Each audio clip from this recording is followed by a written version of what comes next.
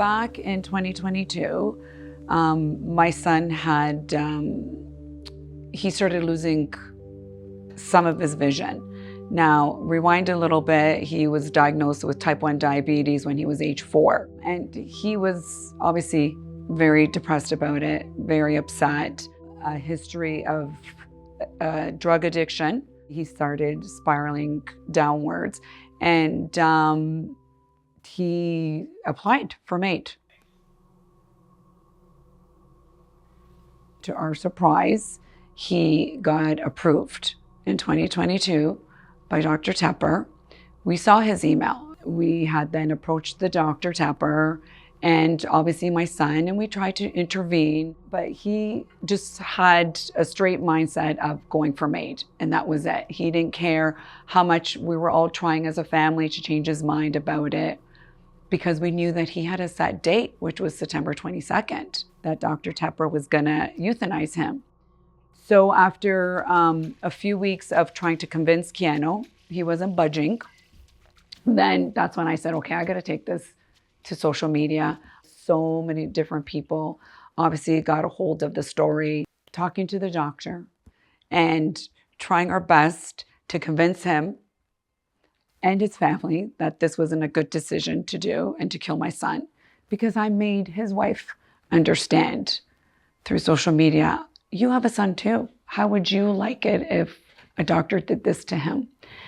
And then thankfully, I don't know what happened, but the doctor took it back. He decided that he wasn't going to do it at all.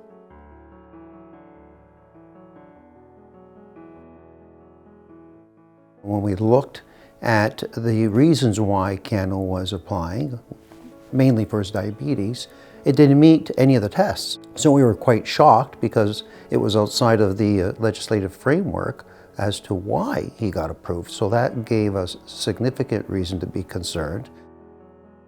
Type 1 diabetes is not easy on these children, and they will form at one point or another a form of depression. Then you factor in the drug use, the addiction, the paranoia that comes along with that. Then you factor in his father, who's diagnosed bipolar, which is hereditary.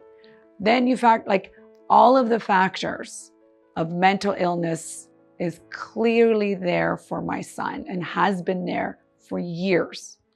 I believe that Keanu's death was 100% related to his mental health. He had an obsession for MAID. And my point is, had MAID not been here or available to him from the beginning, he wouldn't have had that obsession. He would have had a life that his mother and his stepdad would have been able to give him, with family, sisters that love him, that care for him, uncles, my brothers who deeply really cared for him and were always there. He would have been focusing on a different life. We got the call January 3rd that he was euthanized December 30th. We quickly called the police department in Vancouver to fill in a missing person report if they had any information, because we didn't know we thought it was maybe a friend of his that was pulling our leg on this. We didn't know. There was very little information provided by the caller who made the call to his sister Victoria. And Victoria reiterated the story to us, and the police contacted us. We gave them some more information. Eventually, during this period of time, we did get a call back from this individual by the name of Erin, and she provided us with details about Keanu's procedure and the fact that he succumbed to death by MAID. The police eventually called us back again. We provided them with the information that was provided to us, and then the police contacted Dr. Weeb's office and confirmed that she performed a MAID on December 30th on Keanu. She wasn't going to release any information to us. I don't have my son anymore. Someone who I gave birth to 26 years ago, he's not here anymore. I fought tooth and nail right from the beginning when he was born, and when he first got diagnosed with diabetes. We were part of the JDRF Foundation for juvenile diabetes. We did a lot of work together. He was amazing. And I knew that, you know, it would take him a few years to get out of this. I was hoping by 30 maybe that he would, you know, find life again and be happy. And that's what we were working on. And I don't have that anymore with my son. It's been taken away by a doctor who was supposed to help people, who was supposed to, people are supposed to find comfort with doctors. I have zero comfort in doctors now. I don't know what their intention is. Is their intention going to be to help us? Or is their intention going to be to approve somebody for MAID?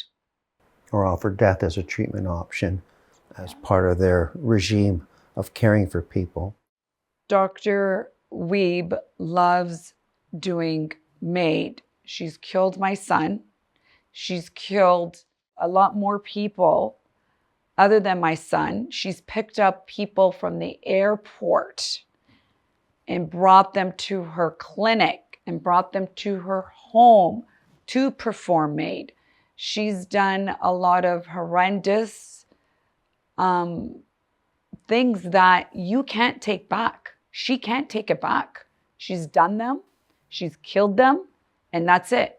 She can't take any of it back except for the excitement that she feels afterwards. She mocks the family members.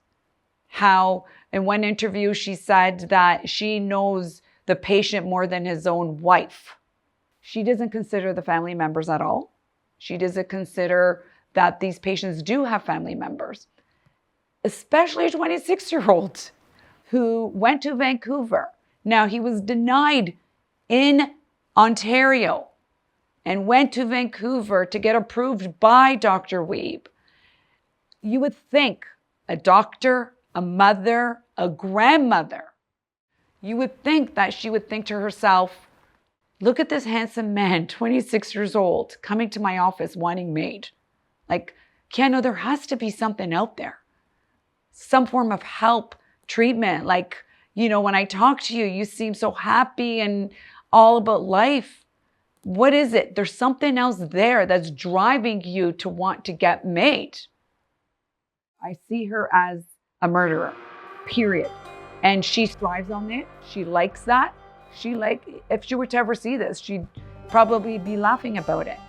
One of my patients who booked her death, I came to see her. She was in the hospital, so I came to see her about 5 days before her booked death, and she actually died on the day she had booked her death. She killed my son, period. She is an approved MAID doctor who takes tremendous joy in her work and has expressed as much openly. When everybody's ready, and I learned from my Dutch colleagues about choreography. Okay, so who wants to sit on her right side and who on her left? She laughs about it. We've seen a lot of her videos. She laughs about it. I feel like she plays God. This particular work, I just get to have these great conversations with people, you know, like what really matters to you? What do you have to get done before you die? Dr. Wiebe did not indicate that mental illness played a part of her having to approve him, nor did she understand that mental illness is what drove all of his wanting and obsession for MAID. He was capable of walking, traveling. He had no issues with activities of daily living. If this whole MAID wasn't accessible to him, he would have still been alive 100%. His mental illness is what drove him to the obsession of MAID. His addiction of drugs is what flared that up as well. His diseases that he had were treatable, manageable, and he lived life really well with them. Now, even though he has said before in the past, it's my choice, I don't want to live like this. Granted, yes, I understand that concept. But because of his mental illness, he did not give life a chance. We have hope that our story influences other people in different countries, especially now in the US, how it's starting to become popular in different states. My message to Americans is do not vote for this to come into law. You'll make the biggest mistake ever. When it was proposed here in Canada, we had no idea how dangerous it was. When it was supposed to be initially for people that were already dying, to now the government's approving it for people with a mental illness. Americans will be opening up so many doorways that it will be very difficult for them to close. Whether Americans or Canadians, I don't think they really understand what MAID is all about. They may only think that it's for old people, people that are dying. It's not. It's opened up so many avenues to who is now accepted for MAID and who qualifies and who dies. Safeguards are not being implemented properly, and it's not right for any country to be having this type of MAID accessible to their people. Canada originally started with foreseeable death. Now it's no longer foreseeable death. As soon as it comes into a country like America or their state, they may potentially start it off as that, but it will open the doorways to many other different situations and so forth, just like it has here in Canada.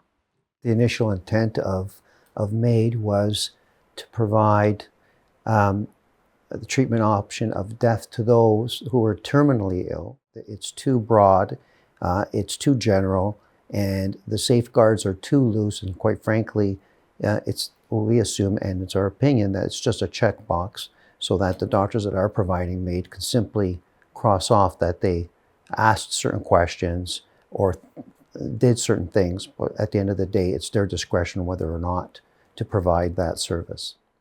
We haven't really had an opportunity to grieve our son. It's been very, very stressful these last few weeks. And the reason why it's been very stressful is because we're upset. I'm extremely upset. I'm very upset of the system. I'm upset of the person who took my son. I'm upset with the government who's allowed and who pays people to do this. No mother, no parent should ever lose their son, 26-year-old son, to MAID. It's murder at this point in this type of situation, 100%. Between the person who approved him and followed through with MAID is a murderer. Even though I can't take my son back, there's nothing that's going to bring him back to us. There's a lot of concern out there with other parents and their children, and how this could potentially affect their 20-year-old, 22-year-old, 18-year-old.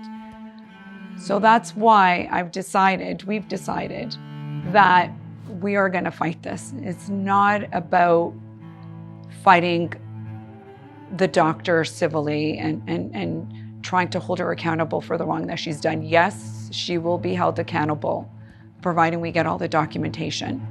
Our mission is to gather as much information and education we possibly can for people, try to rally up as much as we possibly can, support, to go forth to the government, to legislation, to the parliament, and to voice what MAID is all about and how it impacts families like us. People don't know that yet, and that's why we wanted to make it known in the public of how serious this is. This is in Canada right now, being approved by doctors. They can take your children's life right away. They don't even need permission from the parents. This needs to stop. The safeguards are not being met properly, and the doctors who approve for MAID will find loopholes to approve them for MAID. So they're being protected by the government, by the Ministry of Health. We were fine. Canada was fine, not having MAID altogether. People died on their own from their sicknesses, in hospitals, at homes. The maid was never made available to them, and it was a natural course. That's how God saw it. He gave us life, He would take our life.